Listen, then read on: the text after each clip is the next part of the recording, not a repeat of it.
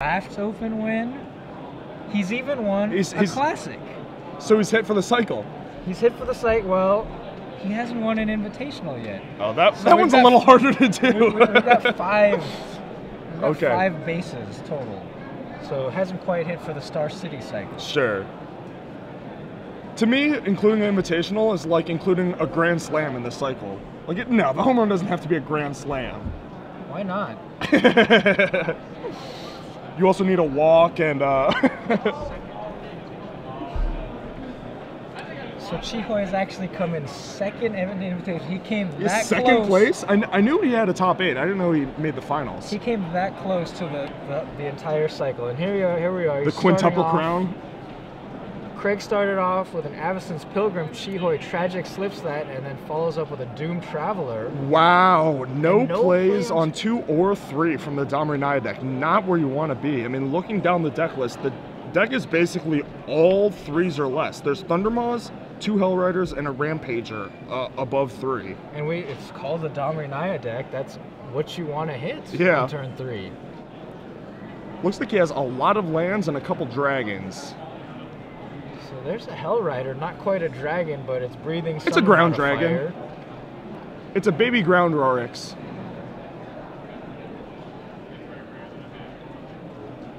And Chihoy's just going to take the 4.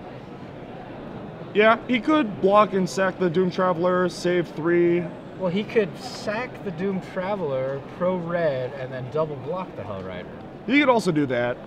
But he wants to keep that Doom Traveler around because much more value with that in play if you get something like a Zathra Necromancer or a Blood Artist. Actually, I don't know if he's taking the damage yet because he's thinking. Oh, no.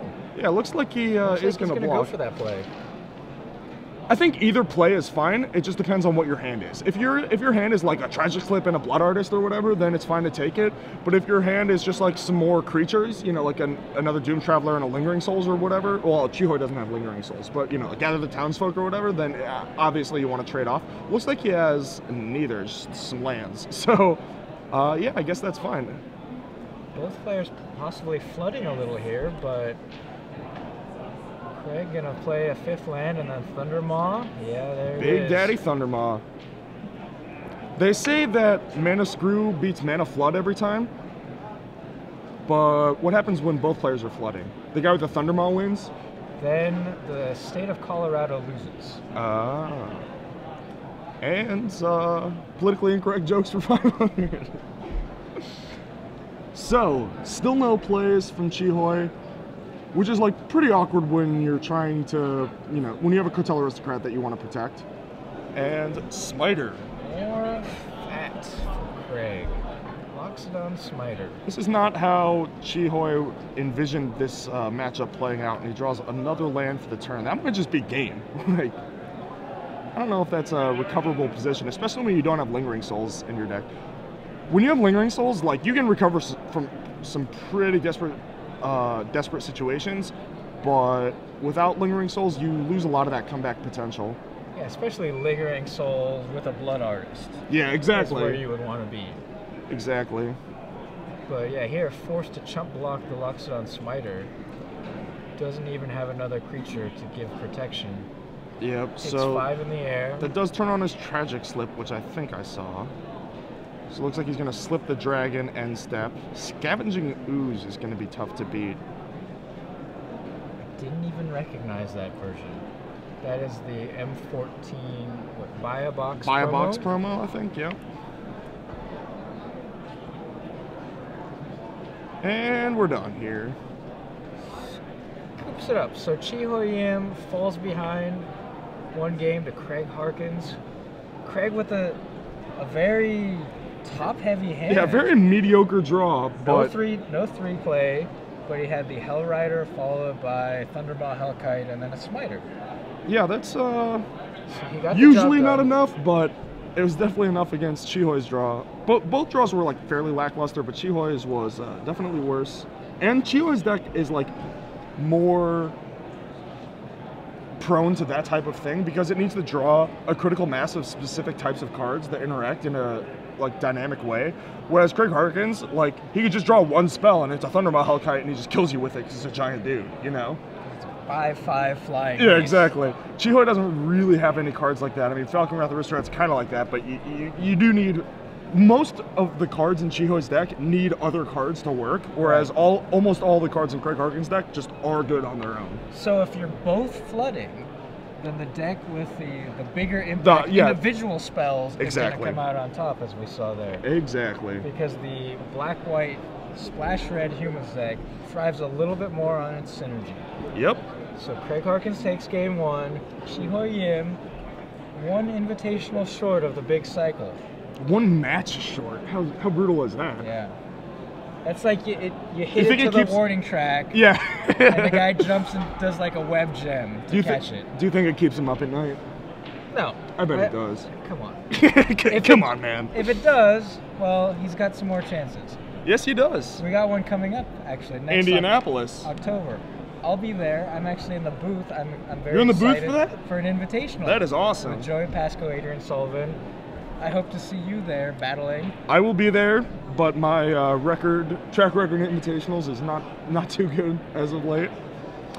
Indianapolis, Indiana, October 25th or 27th. Maybe you can catch Chihoi's home run at the warning track.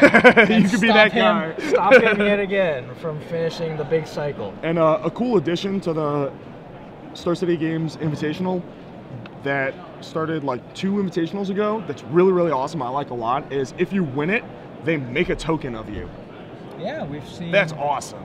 It's such a cool Jerry prize. Thompson token. Yep, the Merit Lage 2020 Indestructible, Flying Indestructible. And it's just, that token has just rotated out. They've brought the new one in, Eric Smith. Eric Smith, 1/1 Goblin, edging in on Cedric Phillips' turf. Sure. But a nice tribute as well from Eric Smith to a friend of his that passed away, is featured in the background of his token art. That's awesome. I did not know that story. That is very nice. So that's a great thing you can do with that win, is not only can you be featured in it, but you can have some kind of tribute to somebody. That is very cool. So, right. Back to this match, we see players sideboarding. Looking at the Naya sideboard, there's no direct hate effect. There's no bonfire or electricity or anything like that. It's more generalized hate. Yeah, I've seen some electriceries in my day, man. It's more generalized hate. Like Blasphemous Act is probably okay. War Leader's Helix is probably okay. Chandra Pyromaster, I didn't see that. That's probably like the semi-targeted hate that is likely coming in. And then one Rest in Peace. Also, Rest in Peace is like deceptively just like very good against these Shuts decks. down Blood Artists. Yeah, and Doom Traveler and Zathra Necromancer and Tragic Slip. Shuts down everything. And Brimstone Volley. Oh my goodness. In Chihoi Yim's version, and Lingering Souls in the other version. Right. So yeah. Craig is probably expecting Lingering Souls from what he saw. Yes. So Rest in Peace is very, very good in this matchup. But he only has 1 copy, so we'll have to see if that comes up. Or if he even boarded it in. Not a lot of people realize how good it is against these decks. Alright, here we go. Chihoi Yim. Looks like the players tanking on their mulligans. It looks like Craig is working with a Sun Petal Grove 1-land hand on the draw. He's got to ship that back. Yeah, those 1-land hands with the buddy lands are not great. Yeah, especially with the buddy lands, especially on the draw. There was a great quote from, God, I always remember who it was, from the Pro Tour coverage, where he was talking about like the Guildgate draws, you know, where you have Guildgates instead of basics. And he's like, I can stand going, like, I like going first, and I can stand going second, but it's really hard to go third. And that's what those buddy land draws feel like on the draw. So last round we talked about Read the Bones, whether it was better than Sign in Blood. Yes. What I really like about it is that it costs 3 instead of 2. And you're like, why is that? Why would you like that? Because when it costs 2, it's a trap. When you have these spells, you're like, oh, well, I have 2 lands and a Sign in Blood. I can draw myself out of this. And then you draw blanks, you're like, this was actually a terrible hand. Don't pretend like you're not going to keep 2 lands, read the bones. Because I'll draw a 3rd land. Yeah, exactly. Yeah, I guess I'd keep those hands all the time in Ravnica block limited, 2-land Cluestone. Yeah, exactly. And I'd never draw out of Exactly. it. Terrible. The Cluestone curse strikes again. Both players start off with 1-drops, Shihoy with a Doomed Traveler, Craig with an Arbor Elf, and of course, yes, I would like to trade Doomed Traveler for Arbor Elf. This so is attacks. A nice little curve from Shihoy. Cartel Aristocrat. Off of a Cavern of Souls, which most likely naming humans and not Advisor. Advisor? I've named Advisor a couple times. You get Obsidat and Cartel. Maybe he would name Advisor then. He does have 2 Obsidats he could have brought in from the board. And Domri Raid. The deck's namesake misses on the first one. Much like my Augur Bolas, my Domri Raids read Never. +1, look at the top card of your library. Oh, it's like a Sphinx. Yeah, exactly. Sphinx of Dwar Isle for 3 mana.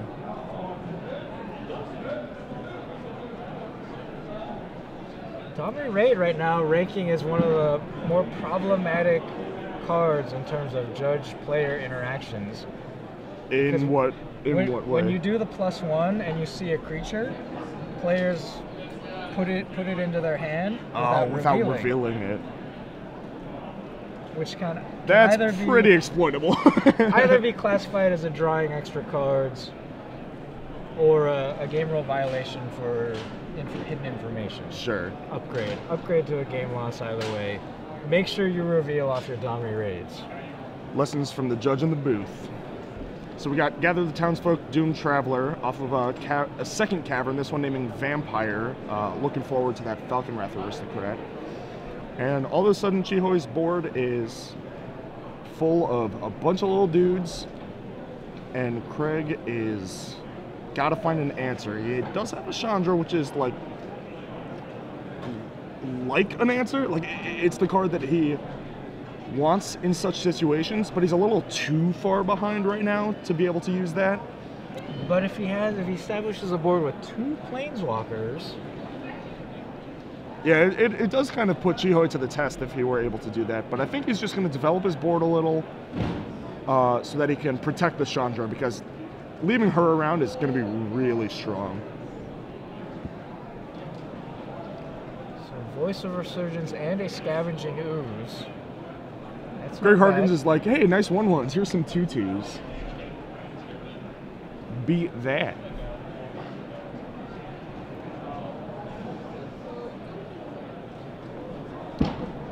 And How do you beat that? Well, you could always go to the skies. You can take out one of them and start alphaing through. Your Cartel can still attack. Yeah, he can pro-green his Cartel Aristocrat and at least take care of the Domri Raid. Yeah. And by naming the Vampire with the second Cavern of Souls, most likely representing Falconwrath Aristocrat. Yeah, he also just doesn't have a black source, so it doesn't necessarily show that he has the Falconwrath in hand. Also, yeah, Blood Artist. Yes. He could also be looking to cast Blood Artist. He could just be looking forward to, like, you know, a top deck or something, because what else is he going to name with his Cavern? He has everything he needs. But it's a weird situation, not having the natural black mana. You can't even cast a Tragic Slip in this situation. Yeah, which is quite unfortunate, since being able to take out one of Craig's blockers would be quite good. Looks like Chihoi's thinking about making a 1/1 Spirit on end step. I was trying to figure out what phase of the game we were in, but it looks like Chihoi's taking pretty hard, trying to pace out the entire game and figure out if the 1 point's going to matter in the race. He decides against it, draws for the turn. And what now? Presumably you have to kill Domri, right? With the Cartel. But what else are you doing? He's got a Cavern of Souls naming humans and the second one naming vampires. So he just drew Blood Crypt, played it untapped, so he's got either a 4-drop or a Tragic Spell, Slip. yeah.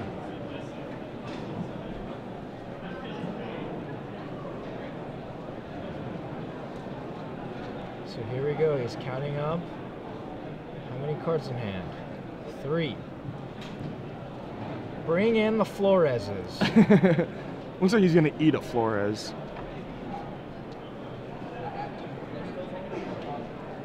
So not the Doom Traveler. Sacrifices. That's a little weird. Maybe he's playing around Bonfire that, quote, should be in Craig's deck, but isn't. He could also not want to put additional creature cards in the graveyard for future scavenging uses. Also a consideration, yeah. Could be a couple things at work here, but does look like the cartel is going to take down the Domri Raid. Just a matter of whether Chihoya wants to sacrifice one of his creatures for 2 damage on Craig's Dome. And he decides he does want to. That is aggressive.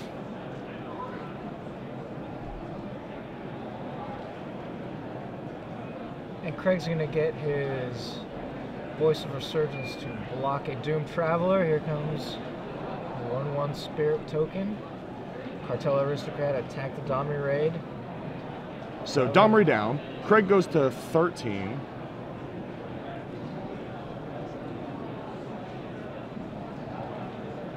And Chihoy's left with 1 card in hand. Let's get Tom Martell in there. Tom Martell alongside Mike Flores. An unlikely duo. 5 mana. So that was the other consideration there for not sacrificing the Doom Traveler up front. Is yes. The 1-point ping from the Thundermaw Hellkite takes out flyers. That is a legitimate concern. And all of a sudden this game might be turning. Thundermaw Hellkite and a Voice of Resurgence. Craig was thinking about whether he wants to attack with both here and just take a big 7-point chunk out of Chihoy Yim's life total, and he does. Yeah.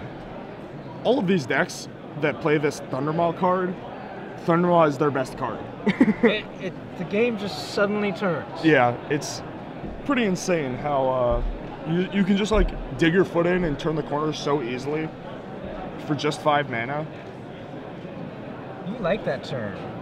Turn the corner. Yeah, turn the corner. It's an important like magic principle or piece of magic theory to be able to turn the corner. Do you know where it comes from? No. Do you?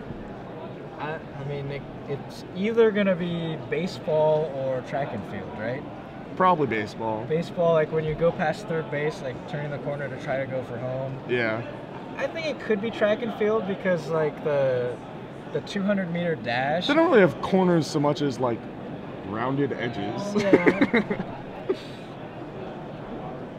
But in Magic terms, it just means like you're sort of defending or at parity for a while, and then you reach a point where either you're stabilized as a control deck, or you're breaking serve, to use another sports term, into the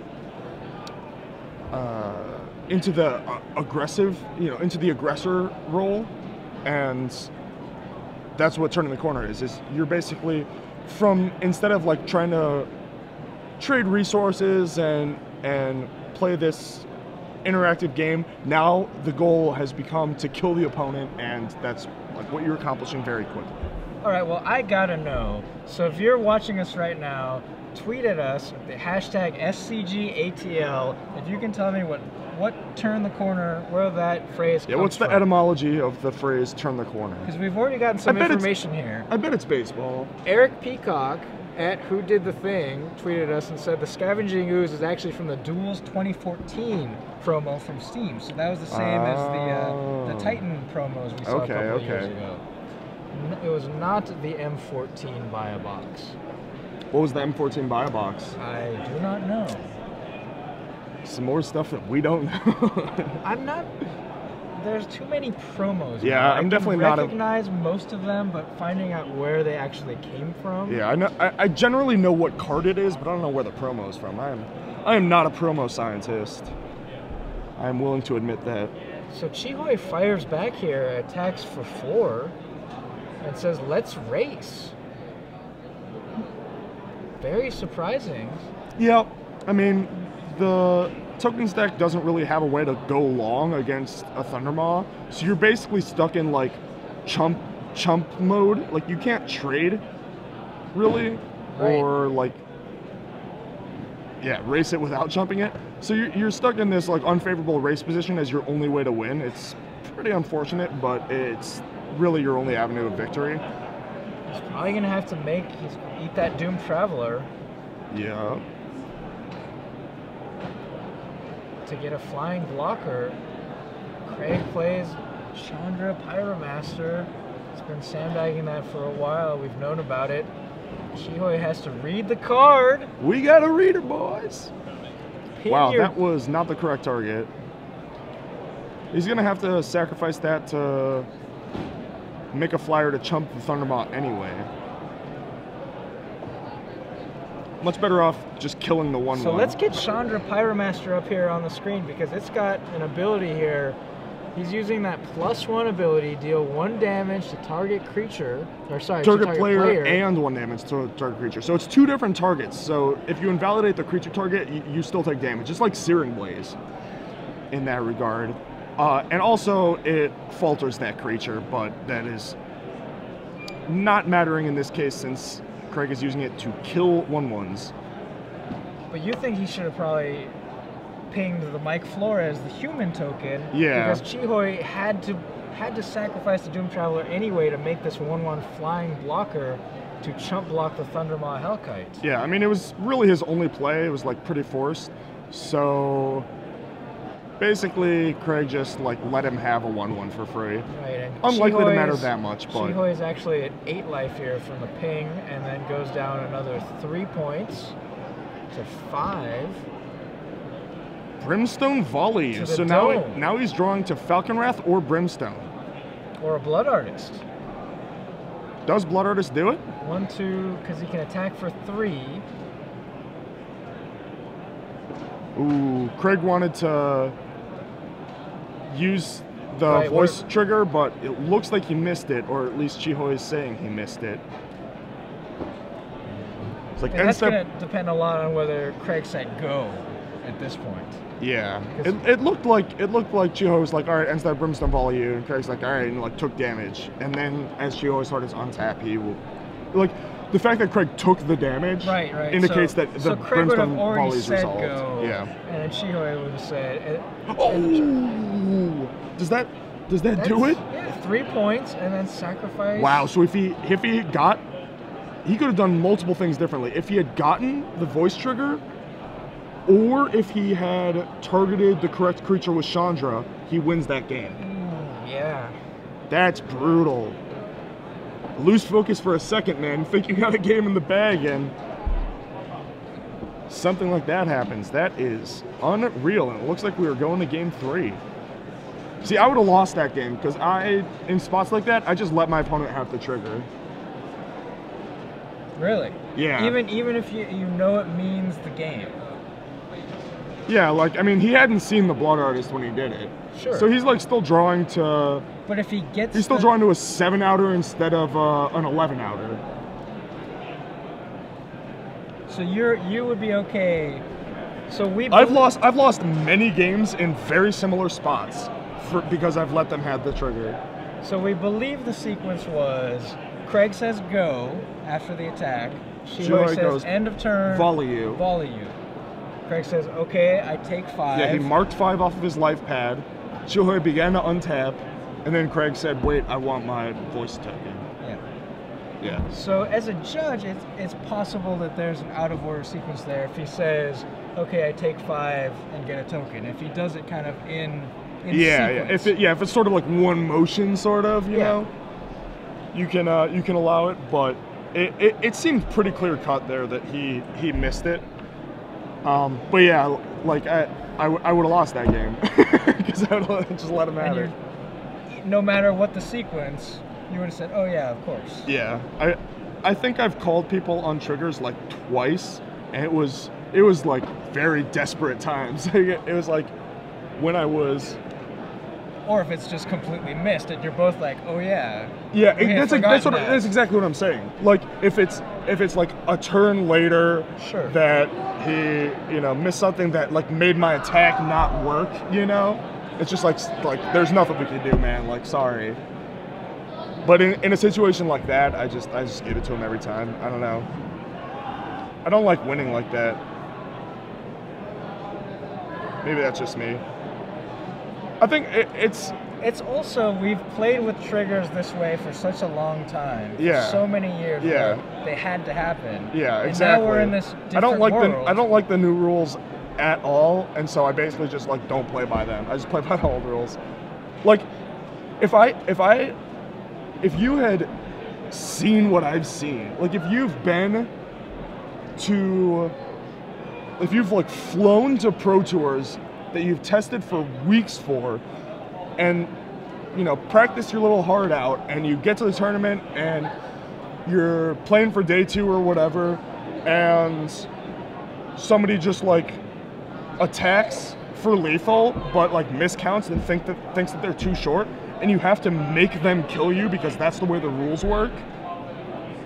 Like I've done that. That's happened to me multiple times. Like I've gone to Pro Tours and had to help my opponent kill me because that's the way the rules worked. Like me calling some guy in the Swiss of a Star City Games Open is like, I'm not gonna do that, Sure. So we are getting some good information from you guys on Twitter. Thanks very much for joining the conversation at SCGATL. Several people have written in to say that the M14 Buy a Box promo was Ratchet Bomb. Oh, I know the promo Ratchet Bomb. Okay. Okay. And Blake Nemi says that turn the corner comes from the early 1800s and refers to rounding the final turn in a race. Now I wonder if that means... Wait, like, what? Comes from the early 1800s and refers to rounding the final turn in a race. But I'm wondering if that means a human foot race or, horse race, and buggy, dog race. Yeah.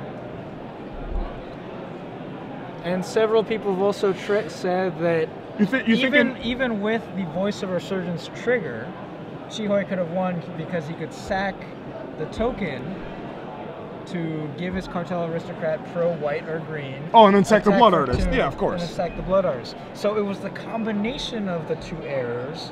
Yeah. Of missing the trigger and not killing the human. Yeah, he needed to do both correct. Because by trying to kill the Doomed Traveler, he kind of wasted 1 point of damage. Yeah. So, Craig Harkins back on the play here, leads with an Arbor Elf, and Chihoy with a Champion of the Parish. This is one of the scarier cards. We haven't seen this yet from Chihoy yet. Yeah.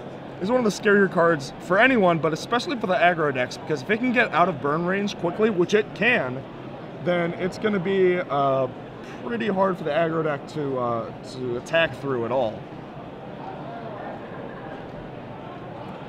Wow, turn 2 Domri is actually huge. And he hits on Avacyn's Pilgrim. Not great, but it's a free card draw. It gets him one. Yeah, not going to say no to a free card. Now Does he have the Gather follow? Gather the Floreses. I feel like he would have slammed it if he had it. Doesn't look like he has it. He's got a Slayer's Strongholds, a Zathrid Necromancer, a couple other cards. Hard to see. Incidentally, we do have a Michael J. Flores playing in today's Standard Open here in Atlanta. It's not that Michael J. Flores, but it's another Michael J. Flores. And apparently this gentleman has played in other tournaments where people have looked at the standings and said, oh, look, because same middle initial as the known writer. All right, Doomed Traveler, pump the Champion, attack the Domri. Down to 2, Blood Crypt untaps, slip your Arbor Elf. That's a pretty good turn. Not bad.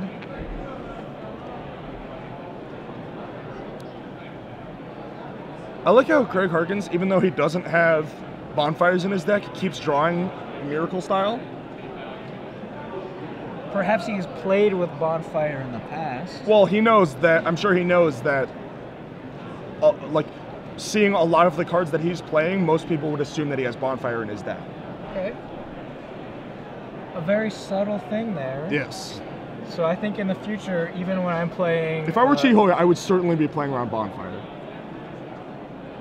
+1 Zadamri reveals a Voice of Resurgence. That's not bad.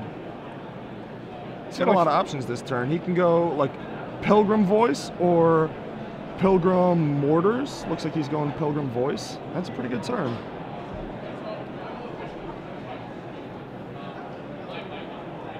Chihoyim is established champion of the parish. And with the Cavern of Souls naming human and a blood crypt, he could still have a Gather the Townsfolk somewhere lurking in his hand, waiting for a natural white source. Which he did draw this turn, but I think this turn is going to be Zathrid Necromancer, if I saw his hand right. Another strong human card. Yes. Quite strong. Notably, the 2/2 zombie tokens enter the battlefield tapped. It's a weird addendum to Routling Reanimator. More flavorful, though. The zombies, they're a little slow crawling out of the grave. I feel like this might be a missed attack from the Doom Traveler.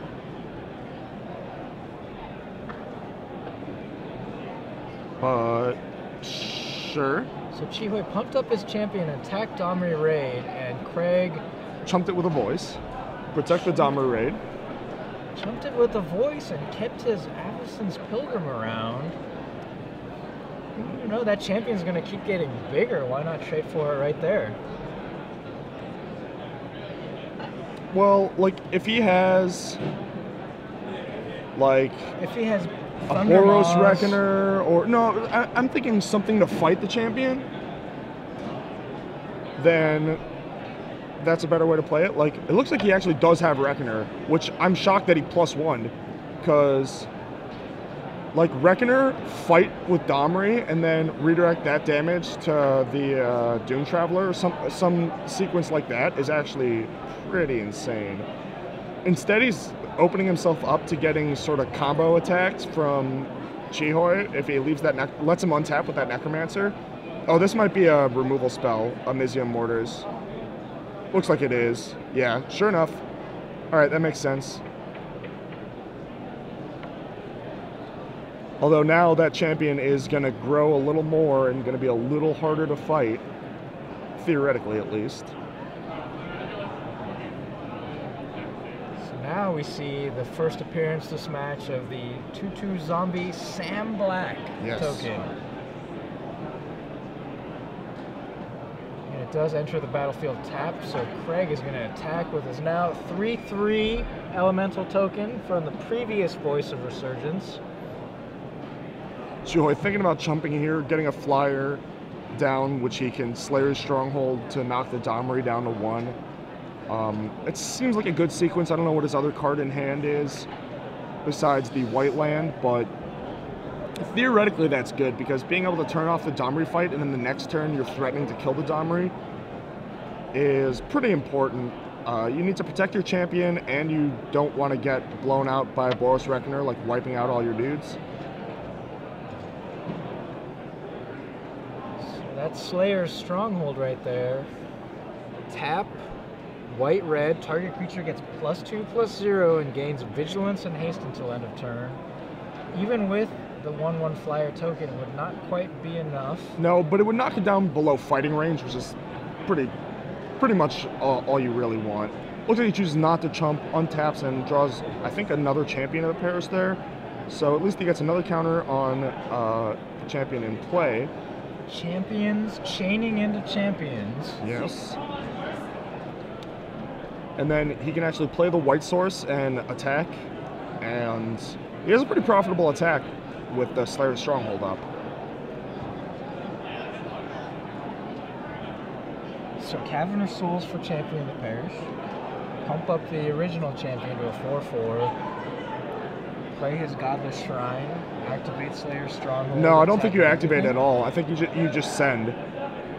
And then if he puts the voice on the Doom Traveler, you can force them to trade.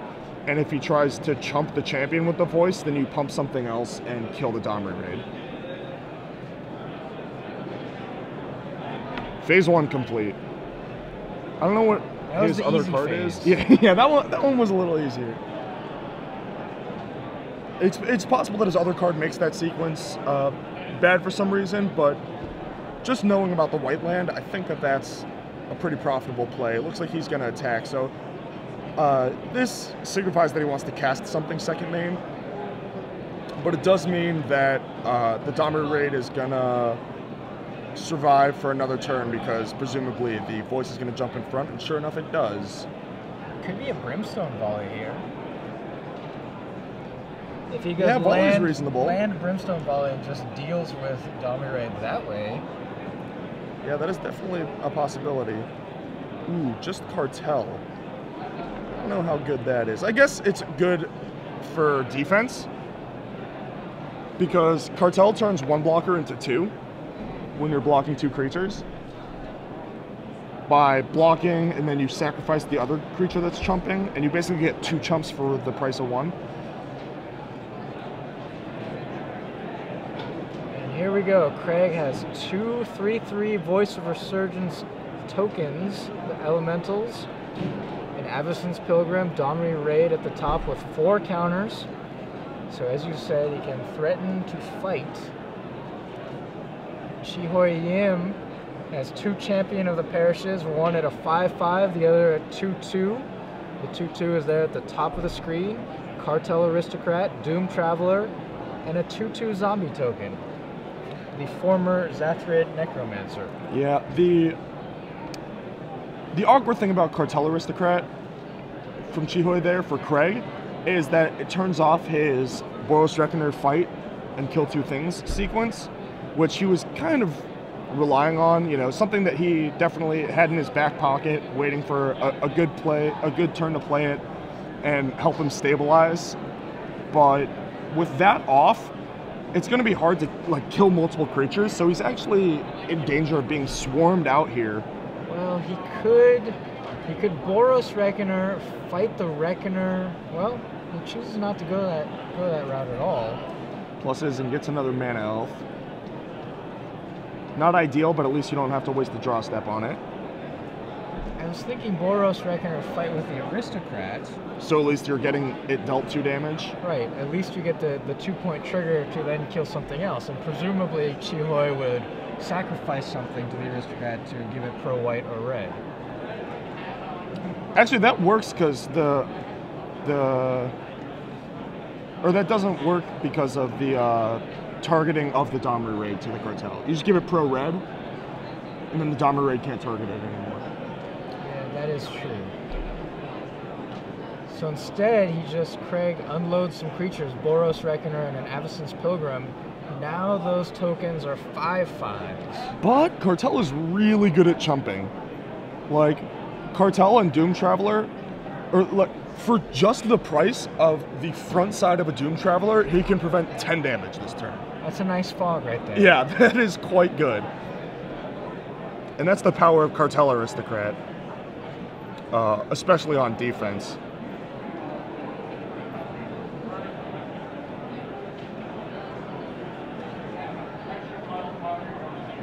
Can't really imagine that Chihoi has another option available to him besides that. Maybe he wants to keep the front side of Doom Traveler around to surprise chump Thundermaw at some point. So he wants to sacrifice his chump and sacrifice his champion instead, which is reasonable because he's running low on cards. Like, the champion isn't likely going to get much bigger than a 2/2 unless he draws exactly a Gather or I guess a Necromancer. But for those reasons, I think it's still slightly more profitable to block with the Doom Traveler. Gather the townsfolk. What about just take 10 here, go to 5? Draw Gather, and go off. Rip a Gather the townsfolk. It's a little risky. Alright, looks like he is going with the default block here.